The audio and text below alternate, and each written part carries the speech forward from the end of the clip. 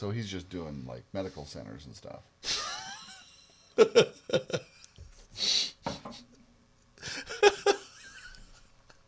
Playing a lot of Glenn Miller. No, not senior retirement homes. Just medical centers, cannabis medical centers. Oh yeah, no, I love the idea of old age homes. It's people sitting around baked, yelling at the DJ, Turn it down. I know I told you to turn it down, but damn, turn this one up. Right, and he's yelling back, "Turn down your hearing aid." Lawrence Welk. Woo! Yeah, what I would like to see is like everyone having a little wireless receiver, like a radio, and That's what they earbuds, and then like they're out there like dancing, and like it's totally silent. Oh, what are they called? They're silent raves. Silent raves, yeah, that would be silent raves at an old age home would be rest home, silent rave, rest homes, or rest home, silent raves. You could do that. But the video of it would be so boring. Okay, give all the old people all these videos, okay? All these headphones. And then you have the silent rave and you turn your video camera on to show how great your silent raves go. And all you got is for 40 people in a And then you just twist knobs like crazy. I'd say we come up with the best ideas, and marketing ideas, and people should pay for this stuff. Welcome to the Bill and Jason Show. I'm Bill Hermann. It's Jason Jones. So speaking of stuff, I found a story. Stuff. This is in the stuff category. This is stuff. Wedding DJs are loud. It's a news story. Wedding DJs are loud, and Delhi residents won't play along. Delhi, as in like... As in India. Oh, okay. High decibel receptions are keeping Delhi police on its toes again this wedding season. Oh, this is a regular thing. We had to go all the way to Delhi for this? Uh-huh. Okay. Receiving about 18 calls every night from people seeking their help to get the DJs to shut it. The music or the talking? No, the DJs. No, just the music.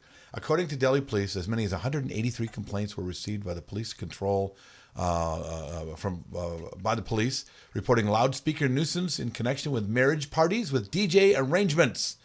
In a 10-day span, over 183 complaints. Wow, they're difficult to catch because they're mobile? Yeah, apparently. They're gone by the time we get there. Telephone complaints were apart from the average 30 that the police receive every day. West Delhi topped the list with more than 15. Blah, blah, blah, blah, blah. It's in most cases they show up and they just shut them down. See you later. The P Block Park and the party is hardly 200 meters from the police post, but nobody bothers them. Well, I guess if you don't want, if you're kind of bored and you don't want the gig to go any longer, you know how to end it. Well, I mean it's interesting. I mean, and maybe this is just. I don't think this is just an overseas thing. I mean, there's one of the number one things that people say when they're looking to hire a wedding disc jockey. And one of the questions you get is, can we control the volume? We want to be sure you don't play too loud. Mm-hmm. So at what point, are you too loud? Is it always on them? Well, I mean, we always get the complaint. I mean, even when you think you're not being too loud, you get somebody that says, "Turn it down." So who are you listening to? Who are you talking to? Well, you get a Bose. Nobody feels those. You just kind of hear it, like it's just there. Well, and that's not true. First of all, I get complaints with the Bose when I play the Bose too, and maybe I'm one of those guys I've lost my hearing over the years. So you don't feel it. It's not like it's like making compressions on your body. And I get that too. But usually the number one thing that they complain about, and I'm going to speak specifically to one hotel in downtown Minneapolis that complains almost every single time about the volume, mm-hmm. and they always say you got to turn the bass down. Okay, well. The last few times that I've been in there, I've been with the Bose. Mm-hmm. And the Bose, not a whole lot in the bass department. There's not a lot, not a lot of thump there. Right. There's literally no thump. It's not like my ETXs that I used last night, and I put my hand against the wall, 4 feet behind them, and you can feel the wall. Yeah. You can literally awesome, baby. Give someone. You could resuscitate someone. You really throw a dying person on the top of an EV ETX bass. And number one, he'll probably live, and if he doesn't, he'll die happy. Exactly. And that's And by the way, EV marketing department, you're welcome. Because the Bee Gees make me happy. So So I guess that's the question. I mean, who's right? When are you too loud? When are you not too loud?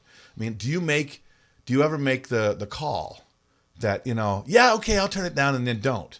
Or do you always turn it down? It's for whom? I mean, there's a lot of venues that stipulate like, okay, at 10 o'clock, we have to be really quiet. Right. And then you say to the client, and you chose this venue, why? Or they use the words quiet as opposed to, because it's what's quiet? What does that comparatively? mean? Yeah. Or you've got we've got a decibel level on our contract you need to sign to keep yourself at a specific decibel level. Okay, decibel level at what place? Outside, inside, in the middle of the room, next to the speaker, on the other side of the room, in the bathroom, right. And who's got this meter? Mm-hmm. And have you calibrated it? I mean, honestly, what they're saying is they don't trust you. They want to hear your speakers. I'm saying they don't want the DJ who plays their music to a point where it's distorted. Okay, it's distorted. It's too loud. Okay, if every time you walk into a room, it's piercing your eardrums. It's too loud. Well, it doesn't. Dirty sound doesn't have to be loud to be really, really unpleasant. Clean sound, on the other hand, which was like amazing. I took out the ETXs, the 15-inch tops, and then. By the way, every time we mention ETX, we make $10. Ding! You don't have to click nothing, and it saves a puppy somewhere. It really does. But I was asked to actually turn it up. And I was it was cranked in there. I mean, it was really loud, but it doesn't really occur to you as being really loud because it doesn't hurt your ears when it's really clean sound. Exactly. So only if I had a crappy MP3 that would come on, then it'd be like, oh, man. Right. But then that's just like playing back the crappy sound that exists. Right. Well, I know that, and you know that. But in the moment, when you've got somebody in your face about turning it down, how do you have that discussion? Like this. What? Right. I can't hear you. The music's loud. So do you just turn it down, or do you do that, or do you kind of guess as you go? It depends on who asks. Well, okay. It's like, here, how about that? So grandma comes up at a wedding, or not even grandma, just an older person, someone over the age of 65. Too loud, turn it down. I don't know. It really depends. I mean, it depends on, it's like, it's always a conversation with the client, kind of thing like that. So it's like, so you evaluate like what's going on, at what point are you in the night? I mean, if you're at the energy ramp of the night where like things are really ramping up and you're looking to kind of get ready for the marathon of that last hour and a half to keep that energy going so that they have an ending, not a big fizzle. Right. So what do you say to me? Turn it down. Then I guess I'm almost 70. I can tap it down a little bit. I mean, but do you actually run the same volume? Just turn it down. What? Grandma? Turn it down. What? I can't hear you. Really? That's what you do? Does that work for you? First I'll say okay. Yeah.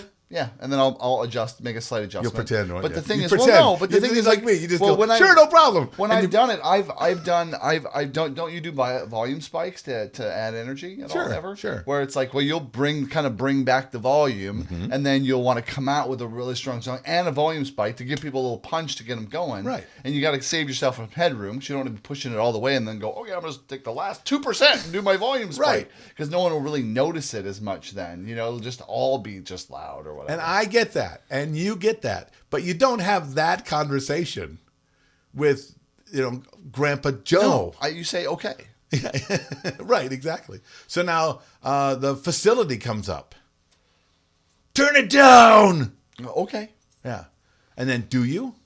Well, yeah, I'll make an adjustment. Yeah, you make an adjustment, but it's not until the next volume spike. Right. You know what I mean? Until I'm doing, doing what I'm doing kind of thing. But the thing is, I did learn, though, and I think that this takes, maybe, I guess it doesn't have to take time, but learning the difference between energy and volume. Mm-hmm. You don't need lots of volume to have great energy going on the dance floor. In other words, you don't have to have like the walls shaking to have people excited.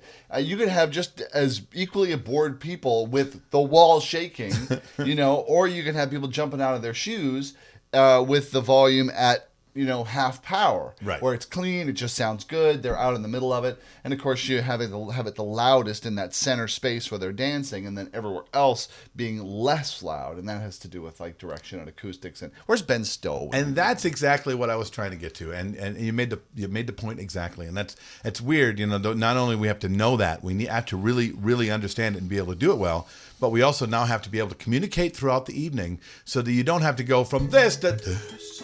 because the manager of the facility wants to be a guy who thinks he knows better than you and make you turn it down from 10 decibels to 1 To practice this. over that. Okay, yeah, no problem. So what do? What happens? What was your worst story or your best story? What are your philosophies on this? We want to know. Yeah. Write it in the comments below on the YouTube channel. Go to our Facebook page. Tweet us on Twitter. We want to know. And thank you again for watching the Bill and Jason Show. Broadcasting from high atop planet Earth at a rate of 96 kilobytes sampled per second over the interweb in an effort to stop glorifying being busy. This has been an entertainment experience production.